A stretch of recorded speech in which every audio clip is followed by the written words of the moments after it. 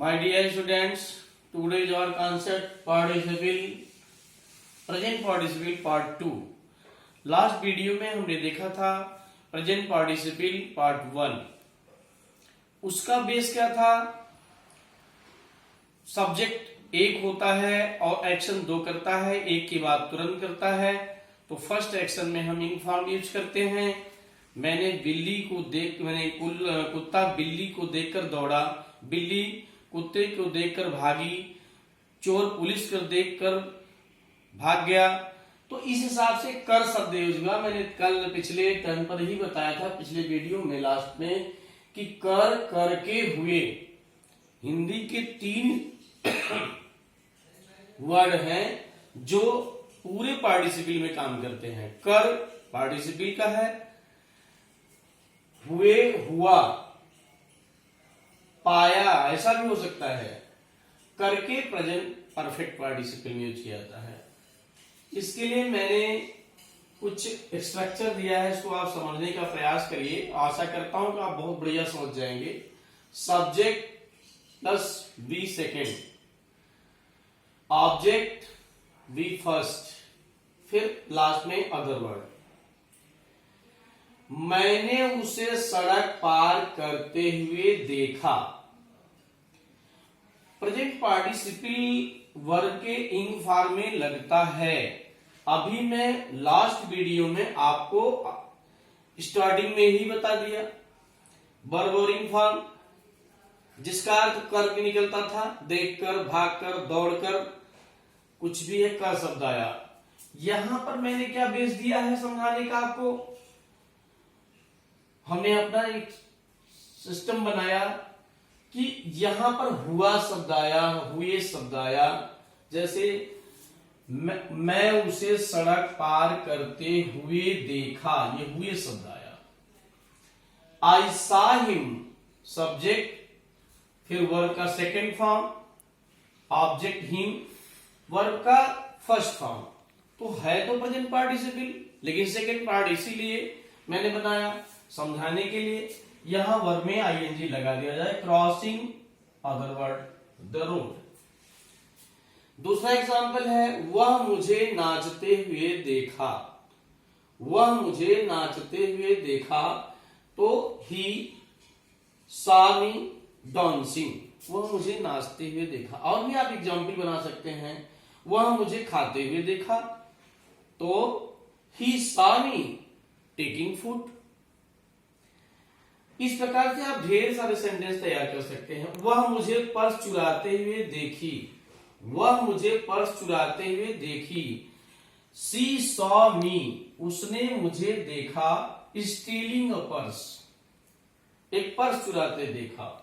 मैंने उसे शराब पीता हुआ पाया. यहां मैंने हुआ पाया कर दिया ताकि आपको शब्दों से कोई डाउट न बने.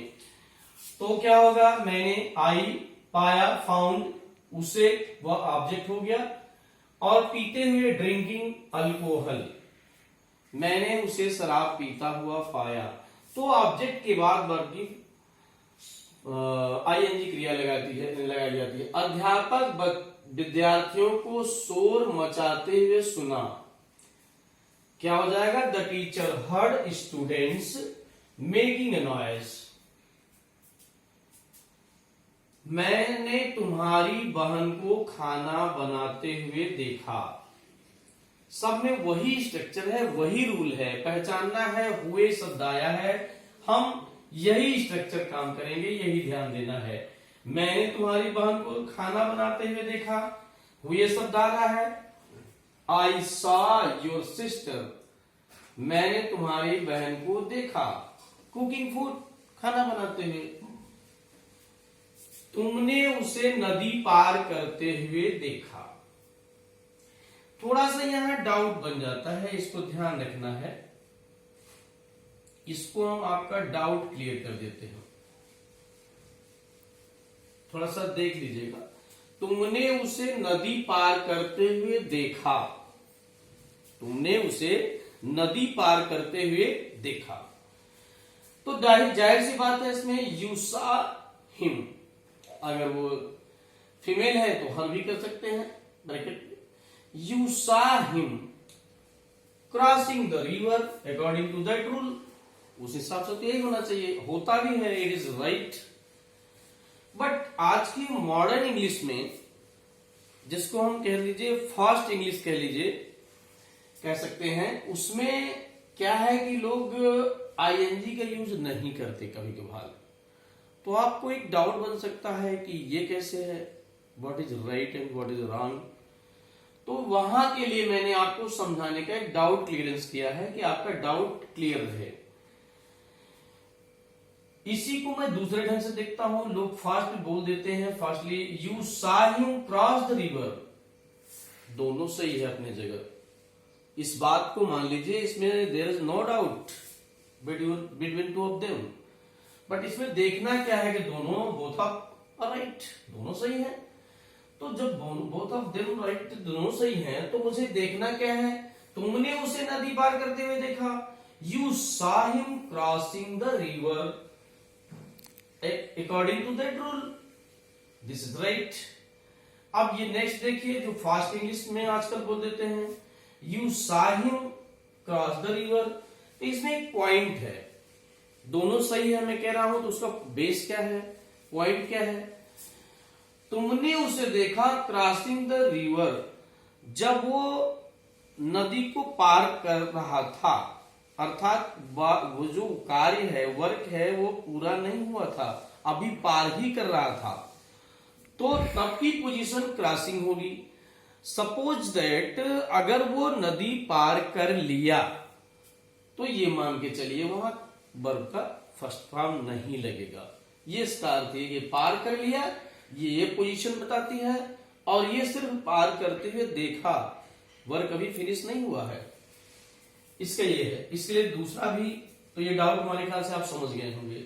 नेक्स्ट एग्जाम्पल है, मैंने उसे पुल पार करते हुए देखा, आई सा हिम क्रॉसिंग द ब्रिज। मैंने उसे पुल पार करते हुए देखा, आई सा हिम क्रॉसिंग द ब्रिज। अब इसको शॉर्ट में फिर हम कह सकते हैं, आई सा हिम क्रॉस द ब्रिज। दोनों में क्या अंतर है, वही अंतर है, हमने उसे देखा जो पुल पार कर रहा है, तो अभी वो प्रोसेस पूरा नहीं हुआ, पार नहीं कर पाया, तो जब वो अंडर प्रोसेस है तो हम क्रॉसिंग यूज करेंगे, पार कर लिया तो क्रॉस करेंगे। तो अगर ये शब्द यूज होता है तो ये शो करता है कि अभी वो जारी है, कार्य पूरा नहीं हुआ है। अगर यह शब्द यूज हो गया, ing फॉर्म नहीं यूज किया गया, तो इससे ये प्रूव करता है कि कार्य पूरा हो गया। तो मैं आशा करता हूं कि ये जो मैंने आपको सेकंड पार्ट दिया प्रेजेंट पार्टिसिपल में, अच्छी तरह आप समझ गए होंगे। और अगर कहीं से डाउट होता है तो आप मुझे कमेंट कर सकते हैं। मैंने आपको कमेंट के लिए एक वाक्य देता हूं। ढेर सारे एग्जाम्पल मैंने दिया है, उम्मीद करता हूं कि आप समझ गए होंगे। मैं आपको 2 सेंटेंस देता हूं। तुमने उसे दौड़ते हुए देखा, मैंने उसे नया कपड़ा पहने हुए देखा। ये दोनों as a homework, as a comment आप करेंगे करके, और मैं आशा करता हूं कि आप अच्छी तरह से समझ गए होंगे। अगर नहीं समझ आता तो वीडियो को कई बार देखिए, निश्चित रूप से समझ में आ जाएगा, इसमें कोई डाउट ही नहीं है। यदि आप मेरे चैनल पर नए हैं तो सब्सक्राइब करें, लाइक करें, शेयर करें, ताकि ज्यादा से ज्यादा लोग इसका लाभ ले सकें। Thanks for watching my video. Okay.